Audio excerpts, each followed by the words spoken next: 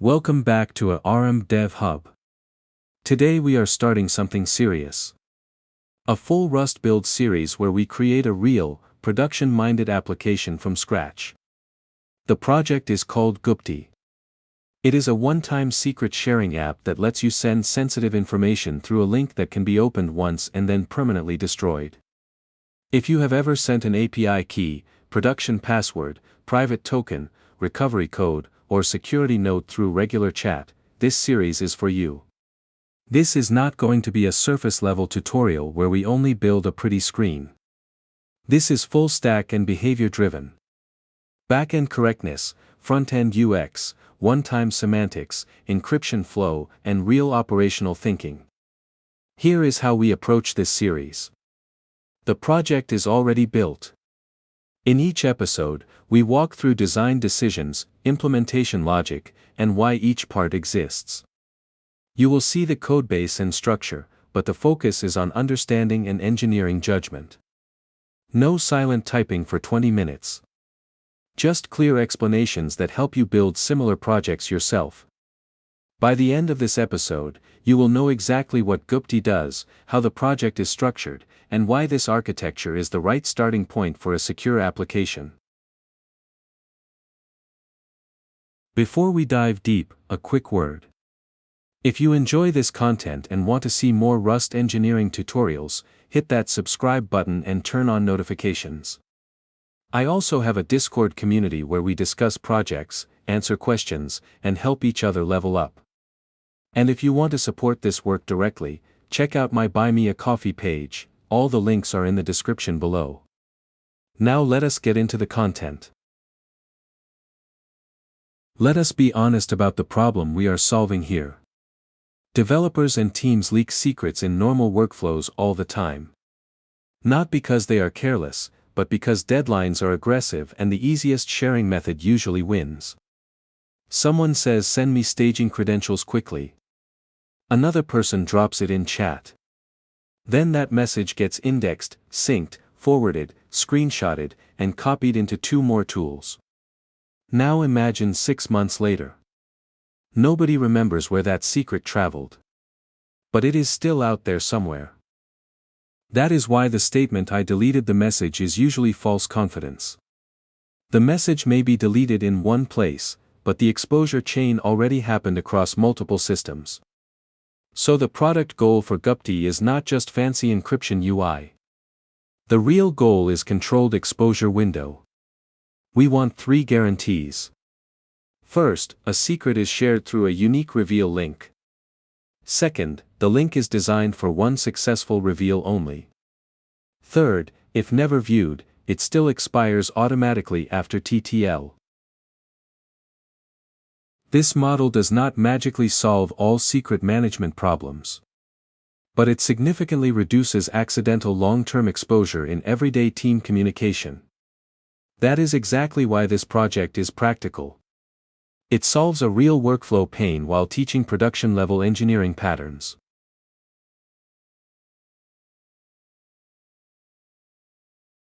Let us walk through how Gupti behaves from a user perspective. In the first step, the user opens the create page and pastes a secret. In the second step, the user chooses how long the secret should live. Options include 1 hour, 6 hours, 1 day, or another allowed value based on policy. In the third step, the app returns a shareable reveal link. In the fourth step, the recipient opens the reveal link and the secret is shown once. In the fifth step, if the same URL is opened again, it should not return the secret again. It should fail with a clear message indicating already consumed or unavailable.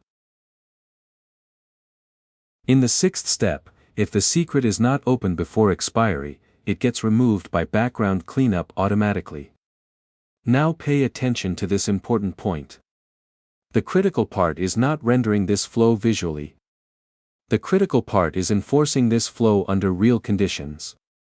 Invalid inputs, repeated requests, race conditions, expired links, storage cleanup, and network errors. That is why we are building this in layers. Every episode covers one layer of correctness.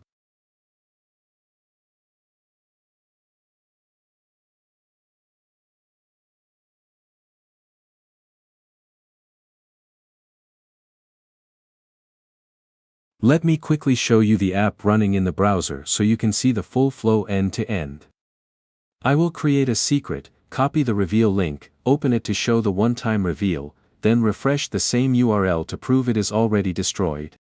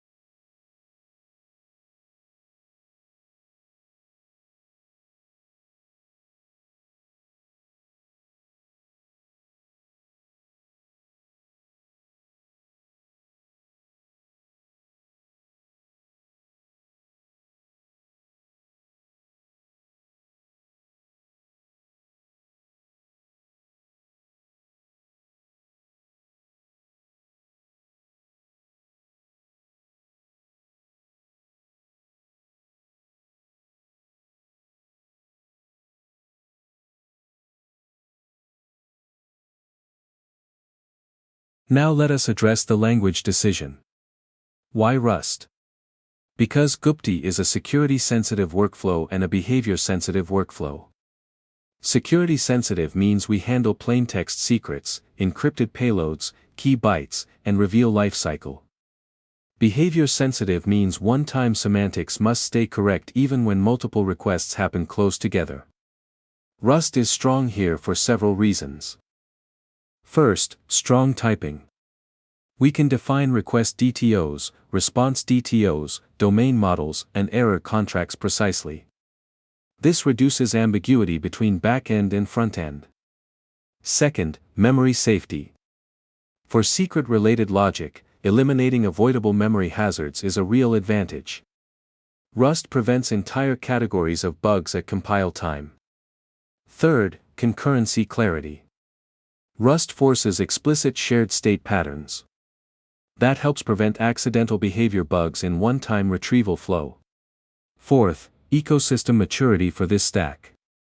We get Axum for backend routing and handlers, Tokio for async runtime, Validator for boundary checks, AES GCM Crate for authenticated encryption, Leptos for Rust-powered UI, and Spanda for motion and interaction timing. So this is not Rust for hype. This is Rust for fit. The language characteristics match what the project actually needs. Let us zoom out and see the architecture. We keep one Rust workspace with two application crates. The server crate handles request validation, encryption and decryption, slug and URL generation, in-memory vault storage, one-time atomic reveal behavior, expiry cleanup worker, API routes and middleware. The UI crate handles route layout, create and reveal screens, typed API calls, success and error UX, copy interactions, timed burn notice experience, and animated landing page sections. This split gives clean ownership. Server owns security and lifecycle rules. UI owns interaction and communication clarity. Also, this split makes testing and iteration easier. You can work on API behavior without touching UI layout. You can improve UI motion without risking encryption logic. That separation is a big reason this project stays manageable across 9 episodes.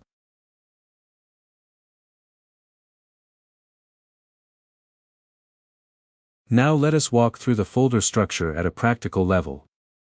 At root level we have the workspace manifest, architecture document, series plan, server crate, and UI crate. Inside the server crate, important modules include DTO for request and response contracts, models for internal secret representation, crypto for AES functions, store for in-memory vault, handlers for create and reveal behavior, middleware for rate limiting and cross-cutting controls, routes for router assembly, config for end-driven defaults, and state for shared app state. Inside the UI crate, important modules include pages for landing, create and reveal screens, components for reusable UI parts, API client for network calls, sections for animated landing blocks, and animation runtime bridge for Spanda updates. Every folder exists for a clear reason. No mystery directories, no mixed responsibility dumping ground. This structure is intentionally teachable. A new contributor should be able to open this project and understand the system without guessing.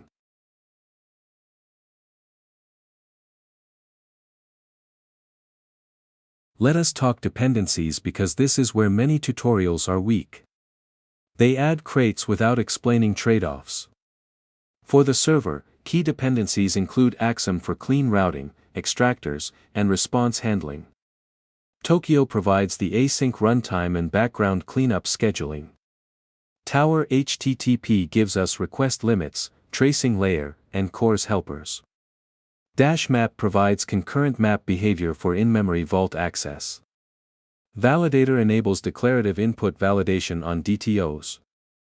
AES GCM plus RAND handles encryption primitive and secure random generation. ZeroEyes provides memory hygiene for key bytes after reveal. CerDA plus CerDA-JSON handles serialization for API bodies. This error gives us typed errors with readable mapping. Tracing provides structured logs for debugging and operations. Now on the UI side, Leptos CSR provides the component model and signals in Rust. Leptos router gives us the 3-root app structure. GlueNet provides fetch wrappers for API calls. Glue timers enables burn countdown behavior. WebSys and Wasm Bingen provide browser integrations and platform bridges. And Spanda handles animation orchestration connected to reactive UI state. Notice the dependency strategy.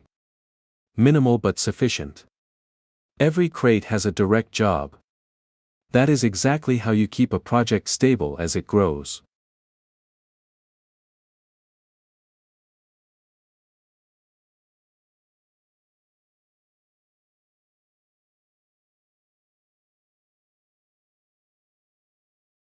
Now an important expectation for this series.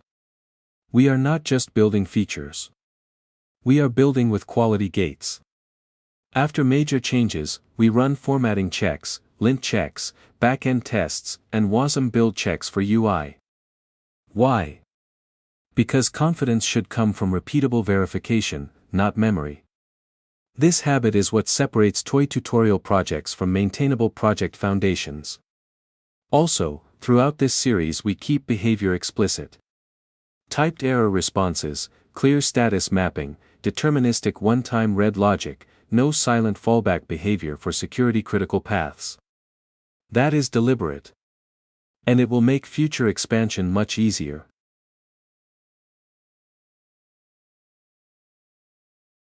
Before we close, let me summarize the journey ahead. Episode 2 covers the data layer contracts and validation boundaries. Episode 3 covers crypto lifecycle with AES 256 GCM. Episode 4 covers DashMap vault and atomic one-time retrieval. Episode 5 covers Axum handlers, routes, middleware, and startup wiring.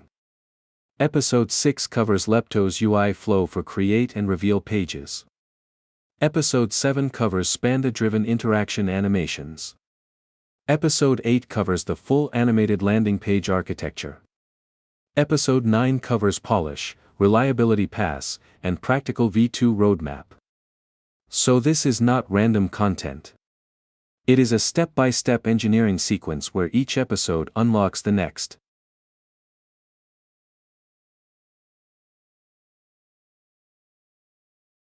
Quick recap of today.